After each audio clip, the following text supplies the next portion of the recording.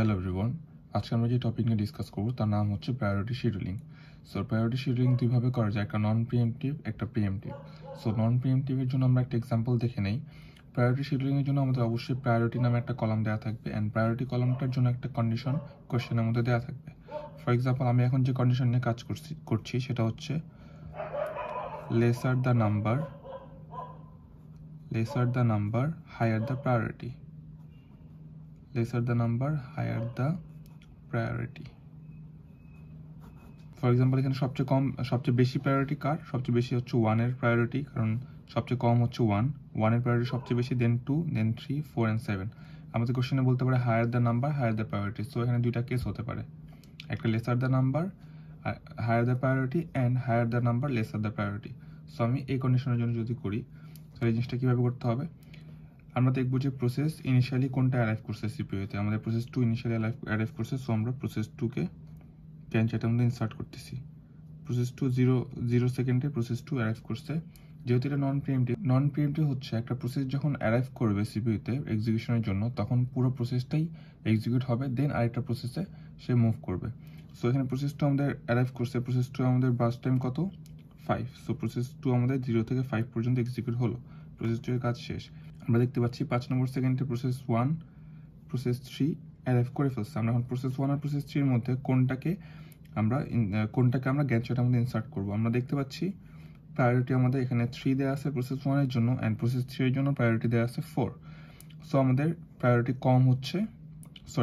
বেশি হচ্ছে প্রসেস 1 এর, কারণ আমরা জানি lesser the number higher the priority. So process 1 এর প্রায়োরিটি সবচেয়ে বেশি, প্রসেস 1 আর প্রসেস 3 এর মধ্যে প্রসেস 1টার প্রায়োরিটি বেশি। সো আমরা প্রসেস 1টাকে এক্সিকিউট করার জন্য গ্যান্ট চার্টের মধ্যে নিচ্ছি।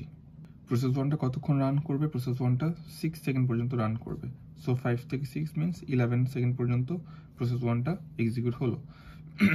দেন প্রসেস 1 এক্সিকিউশন শেষে আমরা দেখতে পাচ্ছি আমরা 11 নম্বর সেকেন্ডে আছে, আমাদের বাকি সবগুলোই অ্যারাইভ করে ফেলছে। বাকি থাকে প্রসেস 3, 4 and 5, এই তিনটাই অ্যারাইভ করে ফেলছে। সো আমরা প্রসেস 3, 4 and 5 এর মধ্যে কোনটাকে এখন ইনসার্ট করবো? আমরা দেখবো যে কোনটার প্রায়োরিটি সব থেকে বেশি, যেটার নাম্বার কম সেটার প্রায়োরিটি বেশি। সো প্রসেস 4 আমাদের এখানে ইনসার্ট করতে হবে। প্রসেস 4 এর প্রায়োরিটি সব থেকে বেশি। সো প্রসেস 4 কতক্ষণ চলবে? 3 সেকেন্ড পর্যন্ত, হুইচ মিনস 14। প্রসেস 4 এর কাজ শেষ। দেন আমাদের প্রসেস 3 and 5 এর মধ্যে কোনটা কি এক্সিকিউট করব? আমরা দেখবো যে প্রায়োরিটি কোনটা বেশি। প্রায়োরিটি বেশি হচ্ছে প্রসেস 5 এর। বেশি কেন বলতেছি? কারণ lesser the number higher the priority. So process 5 এর আমাদের প্রায়োরিটি বেশি, প্রসেস 5টা এক্সিকিউশনের জন্য আসবে। দেন প্রসেস 5 কতক্ষণ চলবে? 4 সেকেন্ড পর্যন্ত, হুইচ ইজ 18 পর্যন্ত। দেন প্রসেস 3 আমাদের কতক্ষণ চলবে? প্রসেস 3 আমাদের চলবে 2 সেকেন্ড পর্যন্ত, হুইচ ইজ নাম্বার 20 পর্যন্ত। দেন আমরা এখন এই গ্যান্ট চার্টের রেসপেক্টে আমরা বাকি কলামগুলো ফিল আপ করবো। এটা FT means finish time. So আমরা ফিনিশ টাইম যদি দেখি, প্রসেস 1 এর ফিনিশ টাইম কত? ফিনিশ টাইমের জন্য আমরা অবশ্যই রাইট টু লেফট দেখার ট্রাই করবো। প্রসেস 1 এর ফিনিশ টাইম হচ্ছে 11 নম্বর সেকেন্ডে প্রসেস 1টা শেষ হয়েছে। প্রসেস 2 5, প্রসেস 3 20, সিমিলারলি প্রসেস 4 যদি করি 14, অ্যান্ড প্রসেস 5 18। এখন আমরা টার্ন অ্যারাউন্ড টাইমের জন্য একটা ফর্মুলা জানি, সেটাও আমি উপরে লিখে রেখেছি। Turn around time equal finish time minus arrival time. Finish time minus arrival time আমরা যদি করি 11 minus 2, which is 9, 5 minus 0, 5, 20 minus 3, 17, 14 minus 10, 4, 18 minus 8, 10। Then waiting time R response টাইমটা আমি করছি না, বিকজ এটার ফর্মুলা অ্যাপ্লাই করলে আমরা করতে পারবো। ওয়েটিং টাইমটা হচ্ছে turn around time minus burst time. Turn around time minus burst time, এই দুটো মাইনাস করে ওয়েটিং টাইমটা পাচ্ছি। অ্যান্ড রেসপন্স টাইমটা আমি একটু বলি। রেসপন্স টাইম হচ্ছে CPU first time minus arrive time, which means CPU এর মধ্যে প্রথমে যখন এক্সিকিউশনের জন্য আসছে সেই টাইমটা মাইনাস তার অ্যাকচুয়াল অ্যারাইভাল টাইম। আমি যদি একটু দেখাই দিই, প্রসেস 1 আমাদের সিপিইউতে কখন আসছে? 5 নম্বর সেকেন্ডে প্রসেস 1টা আমাদের সিপিইউতে এক্সিকিউশনের জন্য আসছে প্রথমবার। 5 মাইনাস তার actual arrival time 2, 5 minus 2, which is 3। দেন আমি প্রসেস 2 যদি দেখাই, প্রসেস 2 তো 0 নম্বর সেকেন্ডে আসে, 0 minus 0 হচ্ছে 0। প্রসেস 3 যদি দেখাই, প্রসেস 3 আমাদের সিপিইউতে আসছে 18 নম্বর সেকেন্ডে, এক্সিকিউশনের জন্য আসছে 18 নম্বর সেকেন্ডে প্রসেস 3, এবং তার অ্যারাইভাল টাইম হচ্ছে 3। So 18 minus 3, 15। এভাবে বাকিগুলো ফিল আপ করে ফেলবো। দেন আমরা এক্সাম্পল 2 এ চলে যাব, হুইচ ইজ প্রিএমটিভ। এটা একটু ডিফারেন্ট। আমরা জানি প্রিএমটিভ হচ্ছে একটা প্রসেস এক্সিকিউশনের জন্য আসার পরে তার থেকে যদি প্রায়োরিটি কোনোটার বেশি হয় তখন আমরা সেই প্রসেসকে টোটালি এক্সিকিউট না করে আমরা পার্শিয়ালি এক্সিকিউট করব, দেন আমরা যেটার প্রায়োরিটি বেশি সেটাকে আমরা এক্সিকিউশন শুরু করব। সো আমি এটা এক্সাম্পলটা দেখি। আমাদের এখানে 7টা প্রসেস নিয়ে কাজ করবো, আমি একটু বড় হবে জিনিসটা। সো ইনিশিয়ালি প্রসেস 1টা আমাদের সিপিইউতে অ্যারাইভ করছে। সো প্রসেস 1টাকে আমরা এক্সিকিউশনের জন্য নিচ্ছি 0 থেকে। প্রিএমটিভ আমরা অলওয়েজ 1 ইউনিট করে আগাতে থাকবো। আমরা দেখবো 1 ইউনিট করে আগানোর পর আমরা চেক করব যে অন্য কোনো প্রসেস এটার থেকে বেশি প্রায়োরিটি হোল্ড করছে কিনা। সো প্রসেস 1টা আমরা 0 থেকে 1 পর্যন্ত এক্সিকিউট করব। ফার্স্ট টাইম একটা কমে যাবে, 7 হয়ে যাবে। দেন আমরা এখন দেখব 1 নম্বর সেকেন্ডে আমাদের কোনটা কোনটা অ্যারাইভ করছে। আমরা P1 এন্ড P2 অ্যারাইভ করছে। P1 P2 এর মধ্যে আমাদের প্রায়োরিটি কোনটার বেশি আমরা এখন চেক করব। প্রায়োরিটি দেখতেছি আমরা প্রসেস 3 এর বেশি। এটার জন্য একটা কন্ডিশন দিয়ে দিবে। আমি এই কন্ডিশন নিচ্ছি lesser the number higher the priority. আচ্ছা, আমি কন্ডিশন নিয়ে করতেছি। এক্সামে higher the number higher the priority থাকতে পারে। সো আমি এখন 1 নম্বর সেকেন্ডে আছি। 1 নম্বর সেকেন্ডে প্রসেস 1 এন্ড প্রসেস 2 দুইটাই অ্যারাইভ করছে এক্সিকিউশনের জন্য। প্রসেস 1 কিন্তু এক্সিকিউশন শেষ হয় নাই। আমি এখন দেখব যে প্রসেস 1 প্রসেস 2 এর মধ্যে এরপরে কোনটাকে এক্সিকিউট করানো যায়। আমরা দেখতে পাচ্ছি প্রায়োরিটি বেশি কার, প্রসেস 1 এর প্রায়োরিটি বেশি, কারণ এই নাম্বারটা কম, 3 4 থেকে ছোট, এই জন্য 3 এর প্রায়োরিটি বেশি। সো প্রসেস 1 এর প্রায়োরিটি যদি বেশি হয় তাহলে প্রসেস 1কে আমরা আবারও এক্সিকিউট করব। প্রসেস 1 কতক্ষণ এক্সিকিউট হবে? আবার 1 সেকেন্ড পর্যন্ত, which is 1 to 2 পর্যন্ত। দেন 8 থেকে এটা 6 হয়ে যাবে। ওকে, সো আমরা এখন 2 নম্বর সেকেন্ডে আছি। 2 নম্বর সেকেন্ডে আমরা দেখতে পাচ্ছি প্রসেস 1 এন্ড প্রসেস 2 আছে, আর কোনোটা অ্যারাইভ করে নাই। সো প্রসেস 1 এন্ড প্রসেস 2 এর জন্য আমরা আবারও চেক করব প্রায়োরিটি কার বেশি, প্রসেস 1 এর বেশি। সো প্রসেস 1টা আমরা আবার এক্সিকিউট করব 3 সেকেন্ড পর্যন্ত, মানে 1 সেকেন্ড পর্যন্ত, 2 থেকে 3। দেন এটা 6 থেকে 5 হবে। এখন আমরা 3 নম্বর সেকেন্ডে দেখতে পাচ্ছি প্রসেস 1 2 এন্ড 3 তিনটাই অ্যারাইভ করছে সিপিইউ এর মধ্যে এক্সিকিউশনের জন্য। সো এই তিনটার মধ্যে আমরা দেখব প্রায়োরিটি কোনটার বেশি। সিমিলারলি আমরা আবারও প্রসেস 1টার প্রায়োরিটি বেশি পাচ্ছি। প্রসেস 1টাকে ইনসার্ট করলাম, 1 সেকেন্ড পর্যন্ত চলবে, 3 থেকে 4, এটা 5 থেকে হয়ে যাবে 4 পর্যন্ত। ওকে, দেন আমরা এখন 4 নম্বর সেকেন্ডে আসি। 4 নম্বর সেকেন্ডে আমরা দেখতে পাচ্ছি প্রসেস 1 2 3 4 এই চারটাই অ্যারাইভ করে ফেলছে। সো এই চারটা যখন অ্যারাইভ করে ফেলছে আমরা চারটার আবারও প্রায়োরিটি চেক করব। প্রায়োরিটি চেক করে দেখতে পাচ্ছি আমাদের প্রসেস 1 এর প্রায়োরিটি সব থেকে বেশি থাকতেছে। আবার প্রসেস 1কে এক্সিকিউট করব, 1 সেকেন্ড চলবে, 4 to 5, দেন এটা 4 থেকে হয়ে যাবে 3, 4 থেকে 3 হয়ে গেল। এখন আমরা দেখব প্রসেস, আমরা এখন 5 নম্বর সেকেন্ডে আছি। 5 নম্বর সেকেন্ডে তোগুলো প্রসেস এক্সিকিউশনের জন্য আসছে 1 থেকে 5 পর্যন্ত, এই সবগুলোই এখন এক্সিকিউট হওয়া বাকি। সো আমরা প্রসেস 1 থেকে প্রসেস 5 পর্যন্ত দেখব কোনটার প্রায়োরিটি সব থেকে বেশি। আমরা দেখতে পাচ্ছি এই যে 2, আমরা দেখতে পাচ্ছি প্রসেস 5 এর প্রায়োরিটি বেশি, বিকজ প্রসেস 5 আমাদের প্রায়োরিটি 2 দেয়া আছে, এন্ড আমাদের কন্ডিশন ছিল lesser the number higher the priority. So আমরা এখানে প্রসেস 5 এর প্রায়োরিটি বেশি দেখতে পাচ্ছি। দেন আমরা প্রসেস 5টাকে ইনসার্ট করব। প্রসেস 5টা কতক্ষণ চলবে? 1 ইউনিট পর্যন্ত, which is 6 পর্যন্ত, এন্ড এটা 6 থেকে হয়ে যাবে 5। সো আমরা 1 ইউনিট করে যদি আমরা চালাতে থাকি আমরা দেখতে পাবো যে প্রত্যেকবারই প্রসেস 5টা আসতেছে। আমরা যদি 1 সেকেন্ড করে নেই জিনিসটা হবে, বাট একটু লেন্দি হবে। আমরা এখন কি করব, আমরা দেখবো যে প্রসেস, আমরা 6 নম্বর সেকেন্ডে আছি, প্রসেস 5টা এক্সিকিউট করতেছি। প্রসেস 5টা যদি 1 করে এক্সিকিউট করতে থাকি আমি দেখতে পাবো যে সবগুলো প্রসেসের মধ্যে প্রসেস 5টাই অলওয়েজ আমাদের হায়ার প্রায়োরিটি হবে until process 7 arrives, right? Until process 7 arrives. Process 7 এর আমাদের প্রায়োরিটি সব থেকে বেশি হচ্ছে প্রসেস 5 এর। সো সব থেকে বেশি হচ্ছে প্রসেস 7 এর।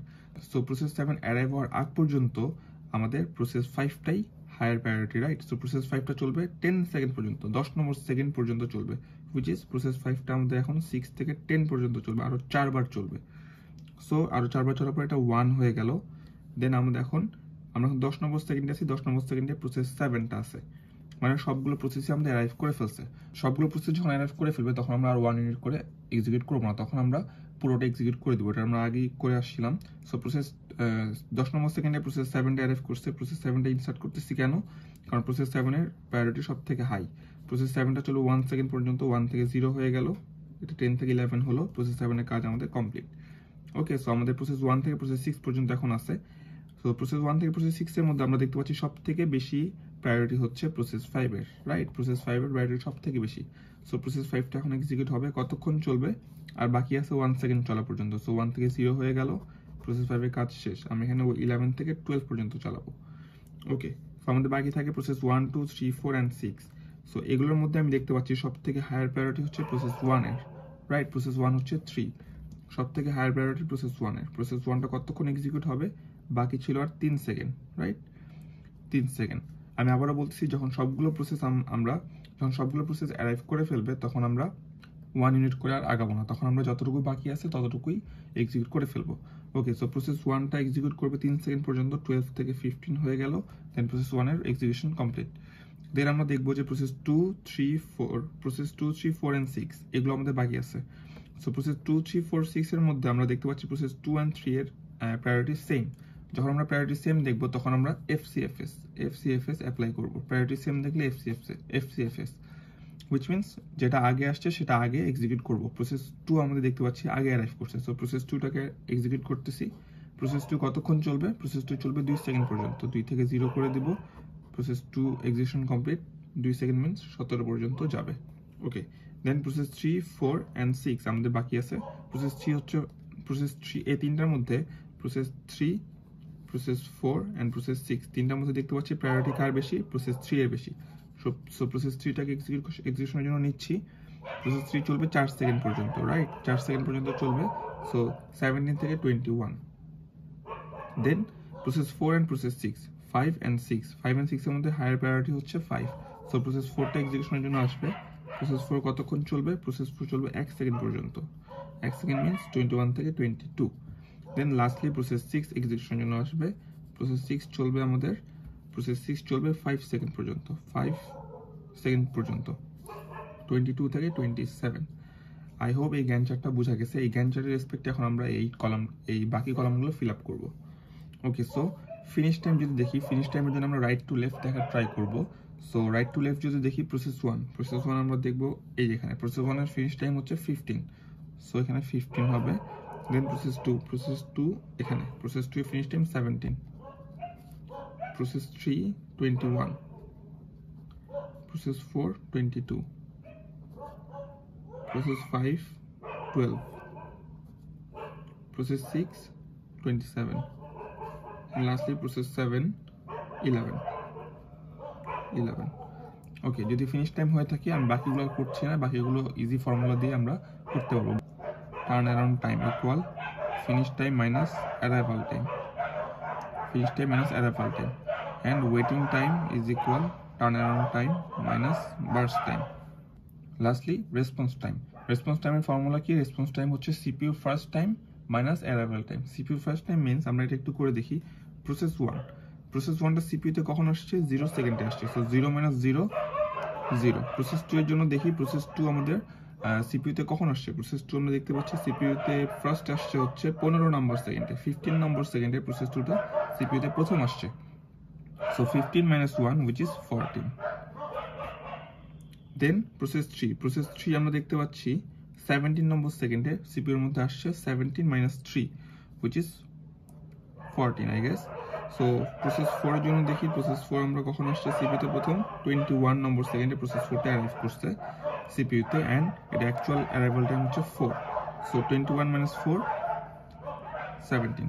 এভাবে যদি বাকিগুলো ফিল আপ করি 0 16 and 0, এন্ড এই দুইটা আমরা করতেছি না, এই দুইটা just normal subtraction. Turnaround time equal হচ্ছে finish time minus arrival time, and waiting টাইমের ফর্মুলা হচ্ছে turnaround time minus burst time. Just normal subtraction করলে আমাদের এই দুইটা কলাম ফিল আপ হয়ে যাচ্ছে। সো আই হোপ এই দুইটা এক্সাম্পল বোঝা গেছে। Thank you everyone.